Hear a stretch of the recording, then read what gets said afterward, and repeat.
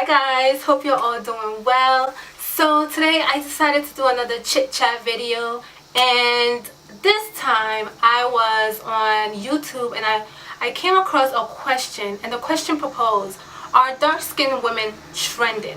So if you'd like to hear what I have to say, please keep on watching. So firstly, what is the antithesis of darkness or anything associated with it?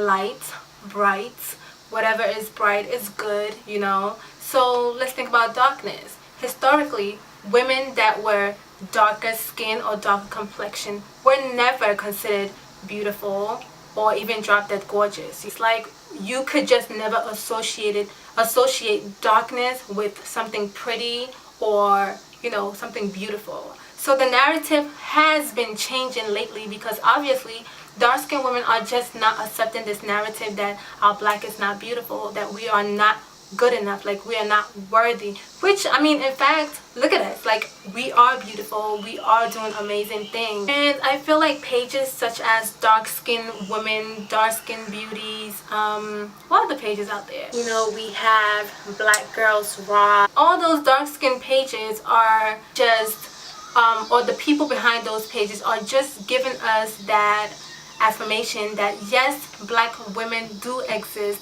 and black women are not, and we are in fact beautiful. Like, it's a great thing because there are so many people who don't see their type of beauty, and these pages just show you the diverse beauty of black women. Like, we come in all different shades and that we are all gorgeous. Like, we are no longer accepting that narrative that we don't exist and we don't matter, because guys, representation matters so much, you know. And there's a lot of young girls, a lot of young women who don't see their type of beauty in the media, and we can no longer wait for the media to show us, to tell us that we are in fact beautiful. Like, you know, like how long did it take for us to get a Lupita?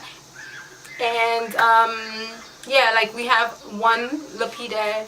I mean, yes, we have other dark-skinned people, but it's not many. Like, you have Tika, you have Gabrielle Union, but come on guys, these women are older. What about the younger generation? Like, they need to look in the magazines or look on TV and see their type of representation in a good light and not in, you know, any kind of form that just doesn't look good. And I know not all dark-skinned women had negative life experiences, but the truth of the matter is the majority did or have. I mean, because most people were ridiculed when they were younger. You know, many people were called names. I included Tar Baby, Midnight, Ashy, you know. It was never something positive. I mean, many of us were just made fun of just of the way that we look, knowing that we couldn't just wash this skin off and it would just come off magically. I mean, I know we are all different, but the words that were said to us when we were younger, or even some people now that they're growing up, like those words register in your mind so much and it mess up that psyche, you know. Like, some people grow up thinking like they're unworthy, they're not good enough, simply because of the skin that they're born into. And it's just, it's so painful to watch. Like, watch someone who, like, you looking at them, you're like, oh my god, this person is so gorgeous, like this person is beautiful, but they can't move forward, they can't do everything that they were called to do because they're stuck in that mental slavery. Like, the words that were thrown at them are basically the assault that they received when they were younger. And it's just like, it's so sad to see that happen, you know. So like, we need to choose our words wisely. Like, you know, just the simple words that we tell other people, like, oh, you look really nice, like, you know, your skin is glowing or whatever.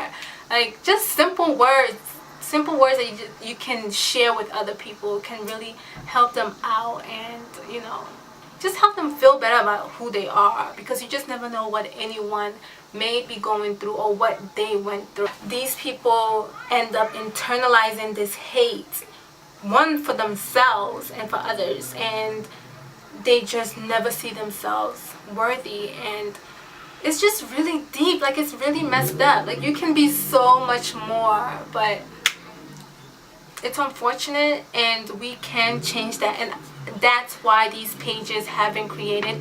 And the honest truth is, it's not the media who are creating these pages.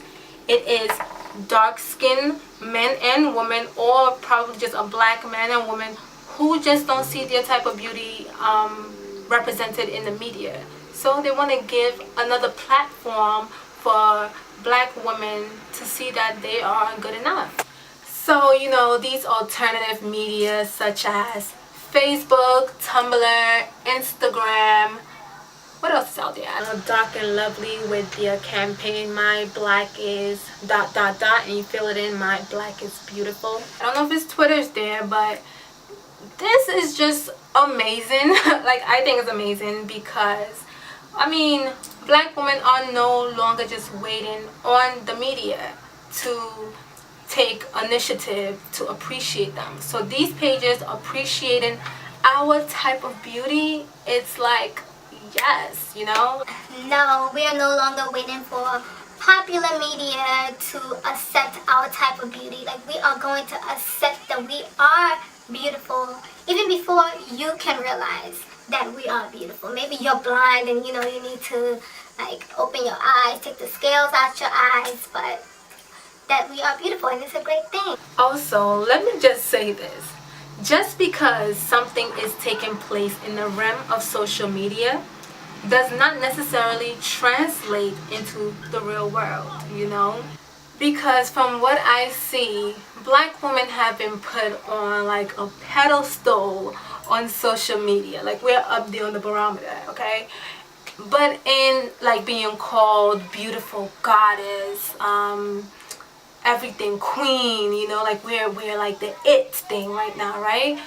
But in real life, we still have people who don't appreciate this melanin that we have in our skin and don't view us as worthy, you know, like they still feel like this color right here is just not good enough. There are still pages who only post pictures of racially ambiguous girls or lighter skinned girls, you know, and there are still rappers rapping about just being with the red bone, and there's still people saying black girls can't wear red lipstick. I mean, hello. Are you serious? So if you think about it, it's really just like a small little section, which is greatly appreciated because it's doing something for someone's self-esteem, boosting someone's self-esteem up, or making someone really feel good about the skin that they are born into. Look at the media. Half of your favorite celebrities are being whitewashed little by little. I mean, I don't care who it is. Pick a name. They do not look the same. Like, they don't look how they started. Their skin complexion wise, they all look lighter and lighter and lighter. You don't see any of them getting darker and darker and darker. So you think about it, what kind of message is that sending a younger kid who just look up to this person? That you have to be lighter to be considered beautiful, or you have to be lighter to make it in this industry or that industry. You guys remember when Lupita came on the scene? Oh my gosh, I was ecstatic when Lupita showed up on the scene. Like, I was like, oh my gosh, there's a girl who has my complexion who is now being all hailed the queen. Mind you, she has natural hair. That's another story, okay? Her darkness is considered beautiful. Oh my gosh. Like, she's not... Remember, darkness was never considered even attractive. So for one to look like Lupita, to be put up on that platform, that's God. Like, that's amazing. It's like, it had to take Lupita for people to realize, like, these blind people, like these myopia people, to realize that blackness, is in fact gorgeous. Like, blackness is in fact beautiful. Like, blackness is in fact great. Like, your skin just glows and exudes all of this beauty. But if I'm honest, guys, I was a little bit confused, especially with black people. It was like, yo, there are people that look like Lupita all over the world. There's probably a person who looks like Lupita sitting next to you right now. There is a Lupita in your school, in your church, in like you in your workplace, you know, but you've looked past her beauty, yet you praise Lupita like that's the first dark-skinned woman that you have ever seen or you have ever encountered.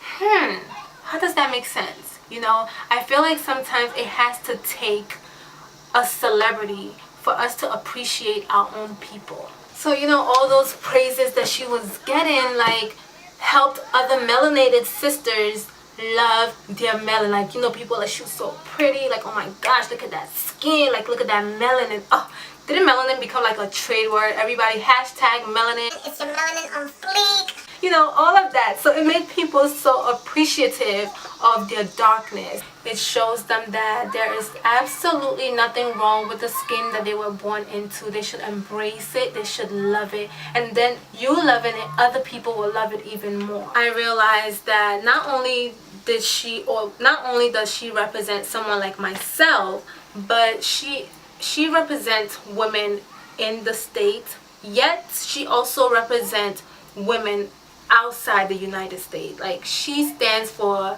women all over the world, globally, really, like women who look just like her, who felt that their beauty was never recognized, or their beauty was never considered in, or their beauty was never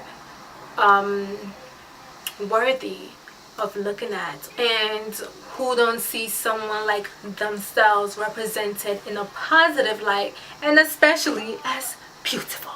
There are still black men out here and black women out here who are demonizing black women. Like, where are all the positivity? Like, where's the positive energy? You know, rapping about dark-skinned women and how we look and how we're not attractive and blah blah blah.